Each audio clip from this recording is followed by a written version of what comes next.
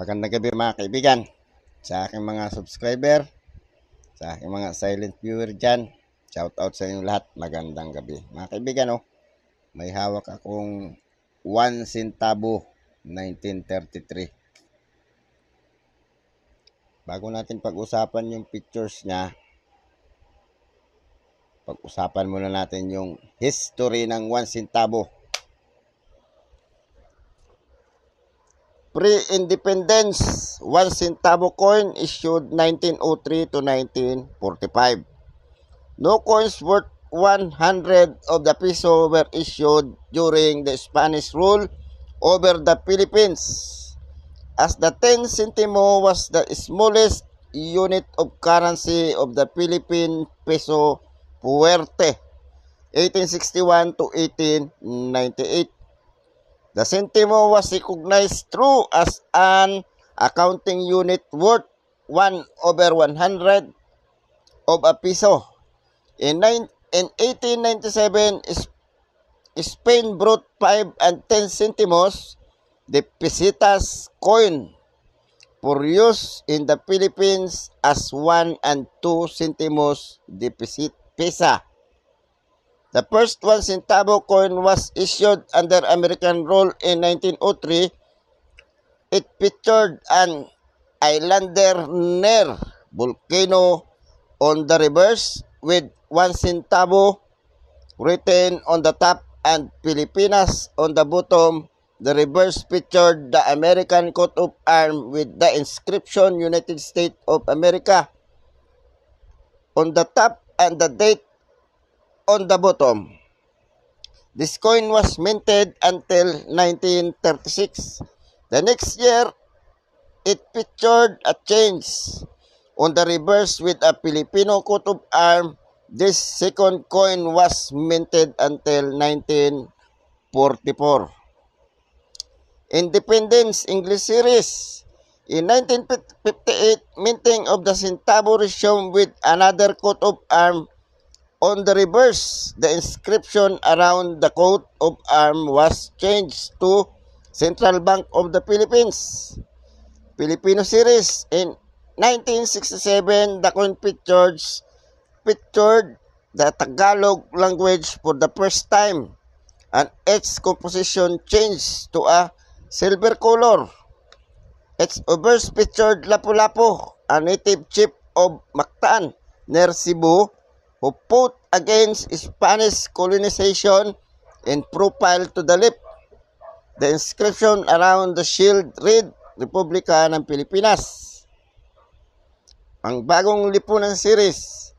A second silver-colored coin featured Lapu-Lapu was minted from 1975 to 1982 and was squircle. The name of the republic was moved to the reverse, and Lapu-Lapu now face the right on the reverse. Read the inscription. Ang bagong lipunan, this issued from 1979 to 1982, featured a mint mark under the 1 centavo. Flora and Fauna Series. From 1983 to 1993, the coin was round. Lapu-Lapu against face the left in profile, and the denomination was moved to the reverse with the date on the front.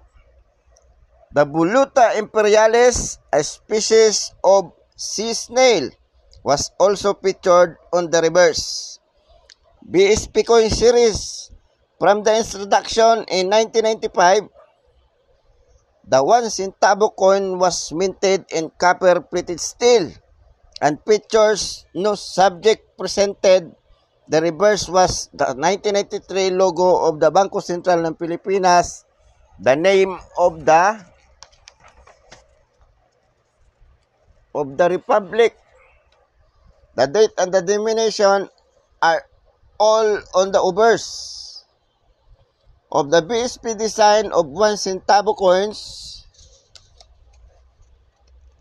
only 18 million had been minted, meaning the comparison to the subjected population of 94 million, the Philippines in 2010.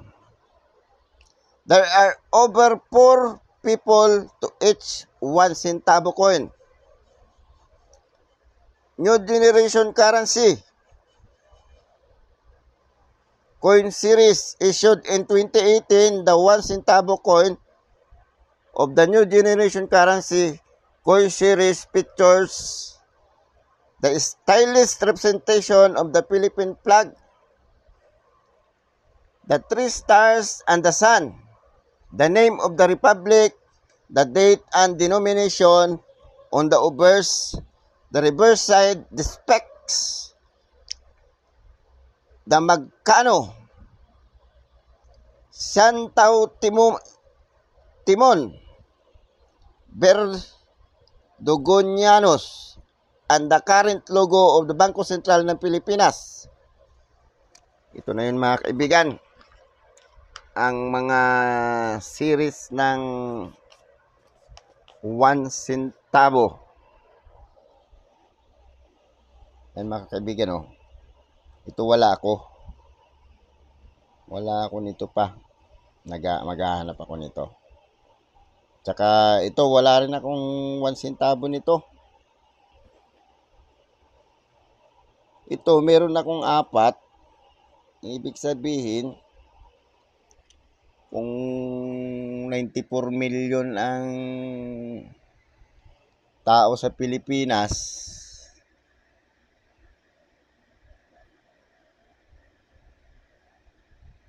na-mint lang 18 million ang sabi, 94 million ang tao sa Pilipinas nung na-mint ito ng 2010. Ay, 94 million ng 2010, 18 million na mint. Sa isang tao daw, 4 na piraso ang may hawak dapat. Ibig sabihin, may 4 na piraso ako nito. Pero meron ding may hawak na ibang tao nito. Hindi natin alam kung tig-ilang piraso. So mga kaibigan, punta na tayo sa kanyang pictures. Yun naman ay binahagi ko lang sa inyo ang kaalaman tungkol sa 1 centavo. 1 centavo issuer Philippines period insular government. Type standard circulation coins years 1903 to 1936. Value 1 centavo, currency peso, composition bronze, 95% copper, 5% zinc, and tin. Weight 5.3 grams, diameter 24.8 mm, thickness 1.45 mm, shape round, technique meld, orientation, coin alignment, demonetize, yes, demonetize na daw, yes. Coin alignment to mga kaibigan kasi baliktaran siya, oh. Baliktaran yan mga kaibigan, oh. Diba? Obverse, seated man with hammer and unveil facing right, smoking volcano at right. Ito pala yung obverse niya. 1 centavo, Pilipinas. Reverse. Eagle with spread wing above shield. Yung obverse niya. And year. Ito United States of America. Ang year. Tsaka ito yung mint mark, o mga kaibigan, o. M. M ang mint mark nito. M. Punta na tayo sa presyo niya mga kaibigan. Ay, ang M pala, Manila Minted Philippines.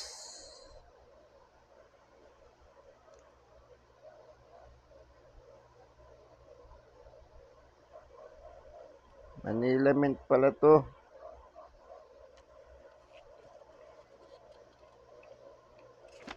Manila Mint. 1903, dalawang klase ang 1903 mga kaibigan. Isang prop at saka ordinary lang.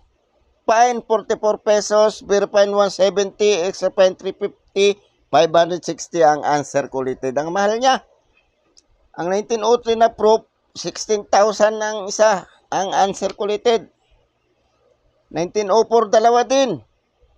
Good 58, very good 78, fine 94 hanggang very fine. Extra fine 220, 790 ang almost uncirculated. Ang proof 16,000 din. 1905, dalawa rin. Ang isang 1905,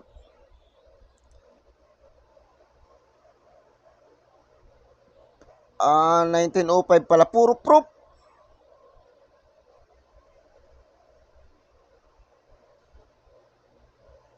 Proof, hindi, 1, 2. Dalawa din, isang proof.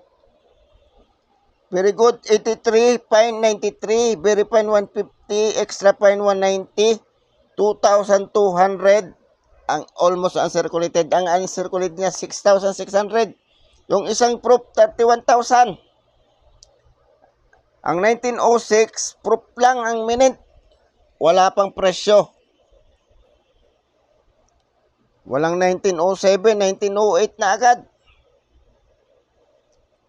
Proof daw without mint mark, uncirculated lang, 26,000. Mamahalin pala tong quiz na to. 1908 na isa, S daw ito, S, ang mint mark. Fine 270, uncirculated 21,000. 2009, isang mintage lang to. S ay 1909, S lang. Uncirculated lang ang presyo niya, mga kaibigan. 7,100. Ang 1910, S lang, walang presyo. Ang 1911, S din. Verify lang ang presyo, 280. Ang 1912, walang presyo. Ang 1913, uncirculated lang, 33,000 S. Ang 14 S, verified 290, uncirculated 56. Ang 1950 na S, walang presyo, mga kaibigan. Ang 1916, fine lang 430. Ang 1917, very good 58, 150 ang fine. Almost uncirculated 18,000 ang mahal. 1918, good 28, extra fine 83. Yung isang 1918, large S daw, ang centavos, walang presyo. Ang 1919, extra fine 73, very fine 180. Ang 1920, parehas, dalawa, proof, Manila Mint, tsaka ang S. Saan nga ba minint ang S? Tingnan muna natin. Minint ang SI sa United States. Walang presyo parehas. Ang 1921, good 21, very good 24, very fine 27, extra fine 220, mahal din. 1922, fine 29, extra fine 53. Ang 1925, good 20 pesos, extra fine 93, 180 ang very fine. 1926, good 19, very good 73, fine 310 hanggang very fine. 1927, 57 ang good hanggang very good. Fine 110, 150 ang extra fine. Very fine 430 ang mahal din. Ang 1928, M na ito mga kaibigan, mula 1925. 1928, very good 17, good 17, very good 37, fine 61, 220 ang extra fine, ang uncirculated niya 28,000 ang mahal. 1929, very good 38 hanggang fine 200 ang extra fine. 1930, 20 pesos ang good, extra fine 100, mahal pa rin. 1931, very good 110, fine 140 hanggang extra fine.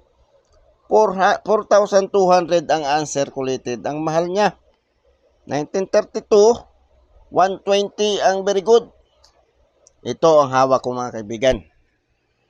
1933. 1933. Ano lang to eh. Very fine. Walang presyo yung very fine. Good, 13 pesos. Extra fine, 120. Ang uncirculated, 16,000. Ang mahal. 1934, walang presyo. Walang 1935 mga kaibigan. 1936 na kaagad. Good, 12 pesos. Very good, 20. 81 ang fine. Extra fine, 81. Uncirculated, 28. Ang mahal niya. So mga kaibigan, baka naman pwede maglambing ng subscribe. Pa-press ng subscribe. Pa-press ng notification bell. Pa-select ng all para ma-notify kayo pag ako nag-upload ng video. Pa-like na rin. At kung gusto nyo i-share, pa-share na rin. Maraming salamat mga kaibigan. Magandang gabi.